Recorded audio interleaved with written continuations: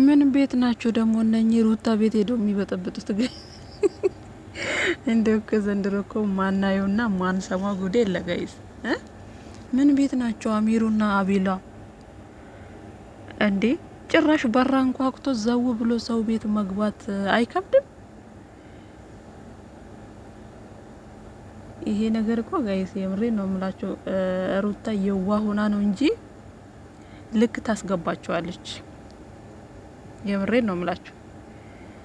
እንዴ በዚህ ልክ እየሄዳችሁ አፍ የምትካፈቱበት ምክንያት ምንድነው? የእናንተ ምናችሁ ተነካ ነው? ሄርሜላ ምን ብላችሁ ነው? እሷን እቺ ላከቻችሁ? አንቺ ሞዴል ነሽ፣ አንቺ ቆንጅዬ ነሽ። ዛሬ ነው እንዴ ቁንጅናዋ የታየክ? ዛሬ ነው እንዴ ሞዴል መሆኗ የታየክ? የት ነበርክ እስከ ዛሬ? ሌላ ሴት አምጥተህ ባሏን ከምታስነጥቃት ያኔ ለምንድን ነው ይሄ ያልታየክ እንዴ?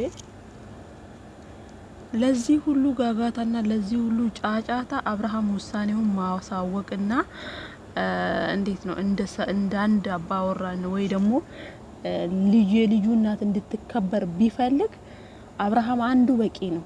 ለነዚህ ሁላ ወጠጤ ማለት ነው። ለነገሩ አብርሃም ከነሱ አይሻልም ጋይስ።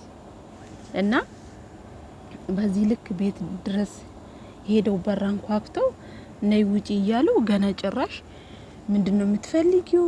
ከአብርሃም ቂጥቂጥ ስር ትሄጃለሽ። እሱ ሌላ ሚስት አለው፣ ሌላ ህይወት፣ ሌላ አዲስ ላይፍ ጀምሯል፣ አስረግዟል። በየትኛው በስነ ስርዓት ተጋብቶ በየትኛው መንገድ ነው ያስረገዘው ጋይስ? ይሄ ጋጠወጥ የሆነ እንደናንተው በጣም ነው የምታሳፍሩት። የምሬ ነው የምላችሁና በዚህ አጋጣሚ ሩታ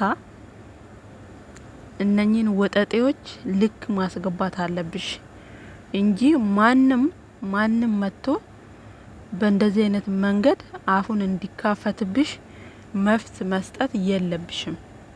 የምሬ ነው የምላችሁ። እኔ ዛሬ ኖቤል ገርሞኛል። ምን ሆኖ ነው የፈዘዘው? ኖቤል እኮ ሌላ ጊዜ ስናቀው እኮ እንደዚህ አይደለም ነው። አብርሃም እዛ ውስጥ ስለሌለ ነው ሽላ ያለው ኖቤላ ማለት ነው። ኖቤልን ስናቀው እንደዚህ አይነት ሰው አይደለም። እውነት ለመናገር በጣም ኃይለኛና በጣም ቁጡ እንደሆነ ነው የምናቀው። ግን ዛሬ አቤልና አሚሩ በዚህ ልክ ሩታ ላይ አፋቸውን ሲካፈቱ ጭራሽ መልስ እየተመላለሰ ቆሞ እጁን አጣምሮ ያዳምጣል። አሽቀንጥረሽ ነበረ ከዛ ቤት መወርወር የነበረብሽ ሩታ ማለት ነው። የምሬ ነው የምላችሁ። እዚህ ቪዲዮ እንኳን እንዲቀርጹ አለመፍቀድ ነበረብሽ።